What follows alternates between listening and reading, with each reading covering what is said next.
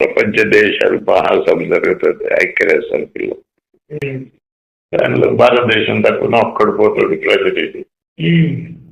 ఆడేదో తీర్మానం చేస్తాడు ఏదో ఒక విషయాన్ని గురించి. నేను ఒప్పుకోను అంటాడు విడేసి. సరే చెప్పేది ఒకడే. ఈ 120 కోట్ల మందిలో ఒక్కరు ఆ మాట చెప్పు. దాని అర్థం ఏమంటే భారతదేశమే ఒప్పుకోలేదని వాళ్ళు స్టేట్మెంట్ చేస్తారు.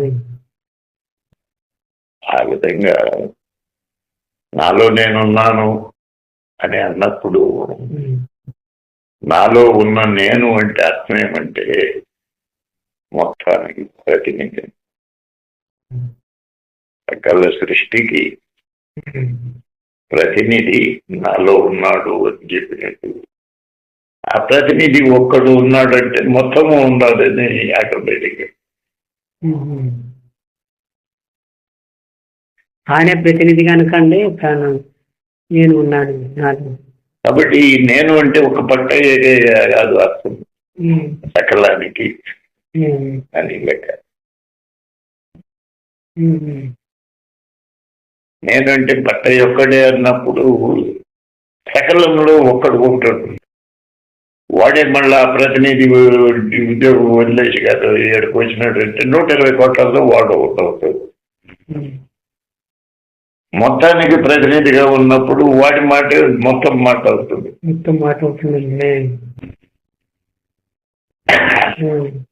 కాబట్టి నాలో నేనున్నాను అనే జ్ఞప్తి పట్ట ఒక్కడే ఉన్నాడని కాదు, సకలము ఉన్నది. సకలమునకు పట్టయ్య ప్రతిది. పట్టయ్య నాలో ఉన్నాడంటే సకలము నాలో ఉన్నది లెక్క అని ఉండేవాడు ఎవడు వాడు అసలు. ఇక్కడి వరకు నామరూపాలు ఉన్నాయి. సకలమునకు ప్రతినిధిగా ఉండే పట్టయ్య వరకు నామరూపాలు ఉన్నాయి. కానీ సకల పట్టయ్య నాలో ఉన్నాడు అది అనేవాడికి నామరూపాలు లేవు.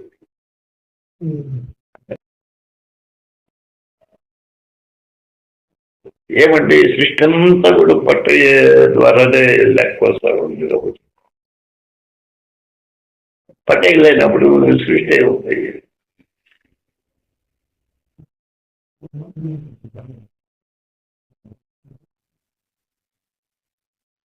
ప్రతినిధిగా ఉన్నవానికి నామరూపాలు ఉన్నాయి.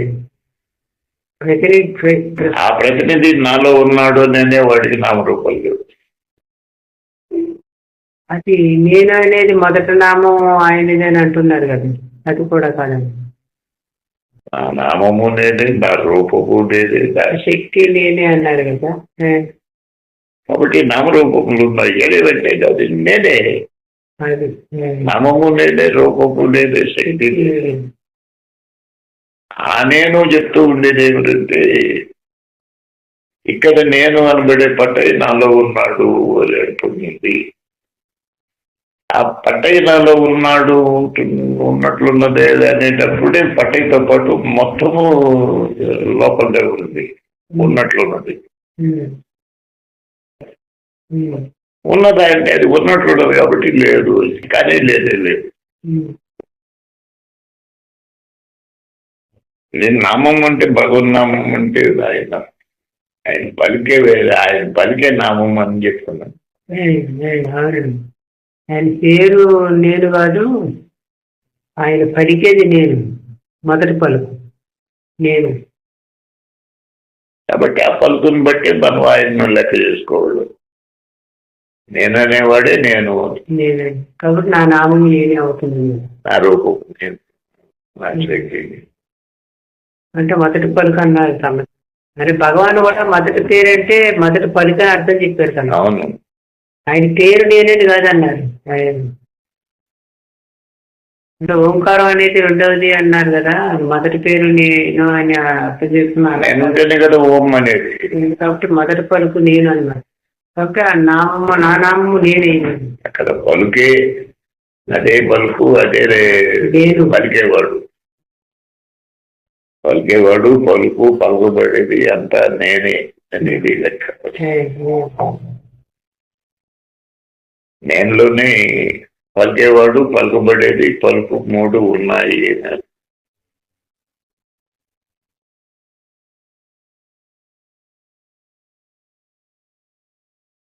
దానికి రెండవది లేదు. ఈ నేను ఉండదు. నాలో ఉండే పట్ట ఒకటి శుభ్రపెట్టిన రేటు, ఇంకోటి మూడు ఇట్లా వస్తుంది.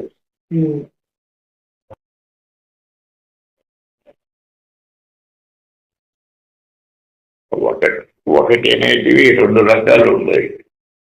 ఒక రకం ఏమిటంటే అవతల 2, 3, 4 అని చెప్తానికి వీలైన ఒకటి అట్లా వీలు కాని ఒకటి. ఎందుకు రండి దానికి 2 అనేది లేదు.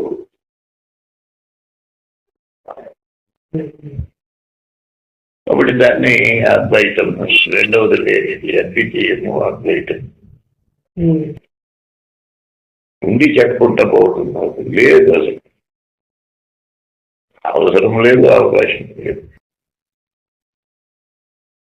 అగ్గిపెట్టి పుల్లల్ని ఉపమానంగా చెప్తున్నాం. అగ్గిపెట్టి ఒకటే అనమాట అండి, అది ఒకటి, లోపల పుల్ల ఒకటి. లెక్క పెట్టేటప్పుడు మొదటి దాన్ని ఒకటైతే తెలుస్తాం, కానీ దాంట్లో 2, 3, 4 ఉన్నాయి. దాంట్లో ఒకటి అగ్గిపెట్టిలో ఉన్న ఒకటికి లోపల ఉన్న ఒకటి అద్వైతం, ఇది అద్వైతం. పెట్టండి లోపల అద్వైతం. అద్వైతం అండి. రెండవది కలిగినటువంటిది, రెండు కలిగినటువంటిది అద్వైతం అంటారా సార్? అంతే కదా. ఇది అద్వైతం అయినప్పుడు అది అద్వైతం వస్తుందండి.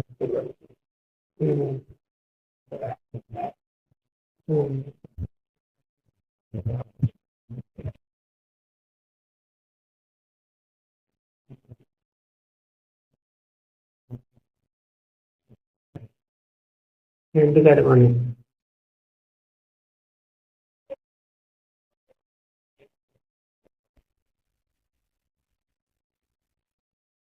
అగ్గిపెట్టుగా ఉన్న నేనే, మొదట పుల్లగా ఉన్న నేను, అగ్గిపెట్టెలో ఉన్న అన్ని పుల్లలు నేనే.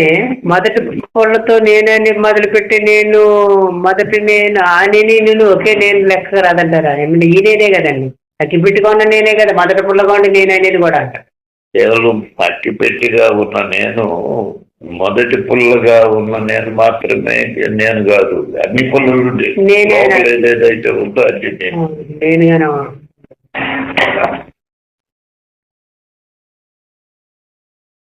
కలగనేవాడే కల్లో ఉండేది, కానీ కలగనేవాడు అంటే కల్లో ఉండేవాడు, కళ్ళ మొత్తం స్వప్న ప్రపంచం అంతా చేరి లెక్క వస్తుంది.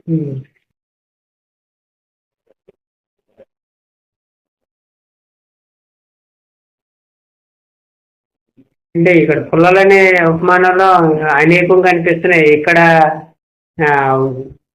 ఒక్కదానికే ఉనికి అంటే అంటున్నారు కదా, ఉన్నదంతా కూడా ఉన్నట్లు ఉన్నది, ఉనికి ఒక్కదానికి స్వప్నంలో అయినప్పటికీ కూడా రెండో దానికి అవకాశం లేదు.